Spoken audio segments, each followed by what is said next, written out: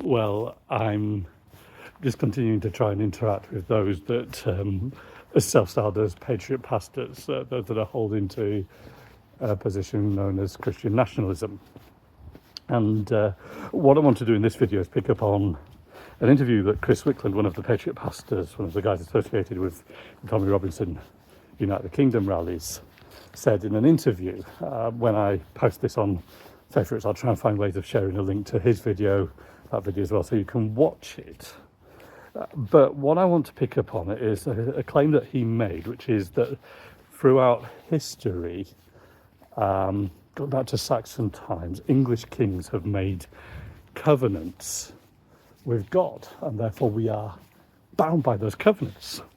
In that video, what he then goes on to do is to go to the book of Deuteronomy and to say, when you read that, particularly the end of it, there are blessings and curses for those who keep and for those who break God's covenant.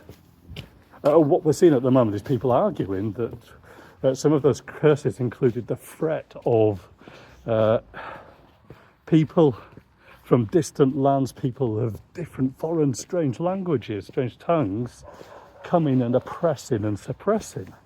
And that is being used by a number of people at the moment to argue that mass immigration, and particularly Muslims and Islam, is an outworking of that curse against God's people.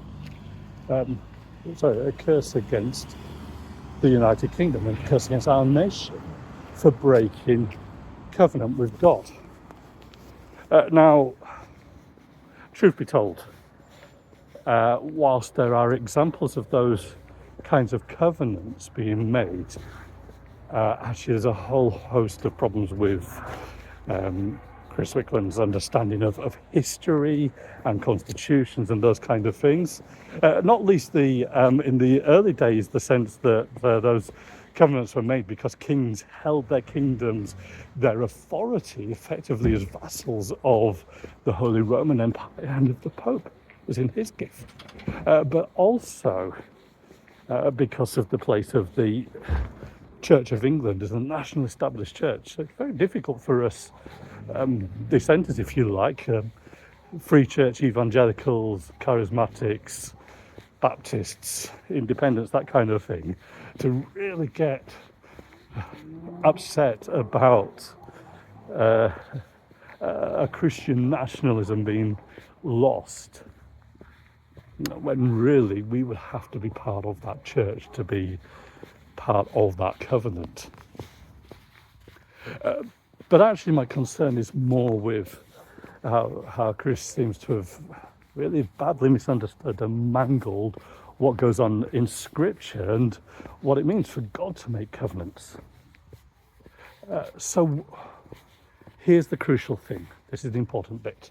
When you look at the Bible, think about the covenant with Abraham, even before that, the covenant with Noah, then a covenant with Abraham, the covenant, the Mosaic covenant, which is what the Deuteronomy stuff is about,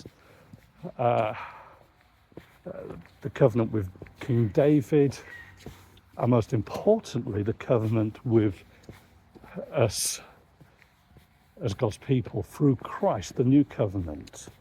What you realize is that all of those covenants are covenants that God makes. And the covenants that God makes with his people. So that's the nation of Israel. It's the descendants of Abraham, Isaac, and Jacob. And that's the basis for these blessings and curses. But then what we see in the new covenant is, first of all, look at Romans 9-11, you realise that first of all, those covenants were always with the heirs of the promise. It wasn't about your ethnicity, it wasn't about the nation state, about a cultural, ethnic national group. It was about being God's people, people that have faith in God and his promise to us, faith in his covenant. And that means that there were always those that were part of the ethnic group that were not included within the covenant.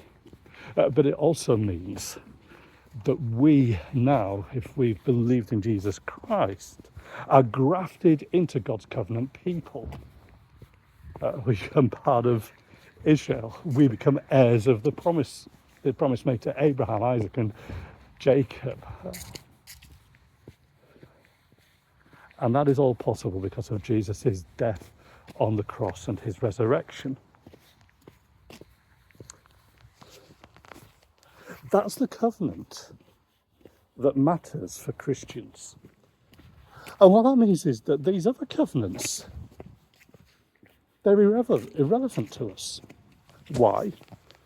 Because when you look at them, what you realise is that these are human attempts to make agreements to reach God. And that's, of course, been human history, isn't it? Going back to the Tower of Babel.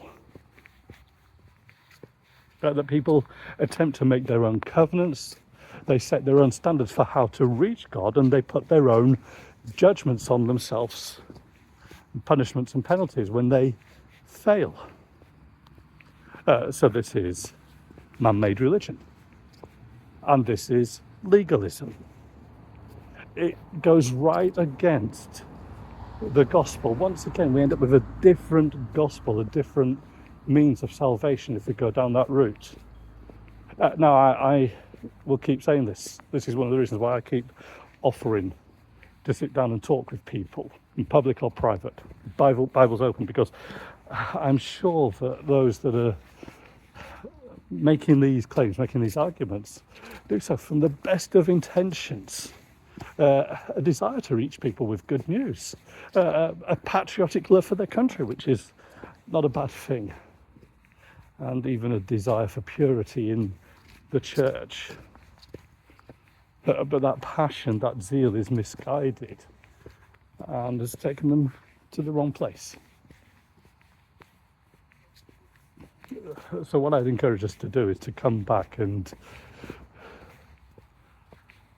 get back to where we need to renew our covenant, the covenant that God made with us through Jesus Christ, through his death on the cross, the covenant of which Christ is the one sole mediator.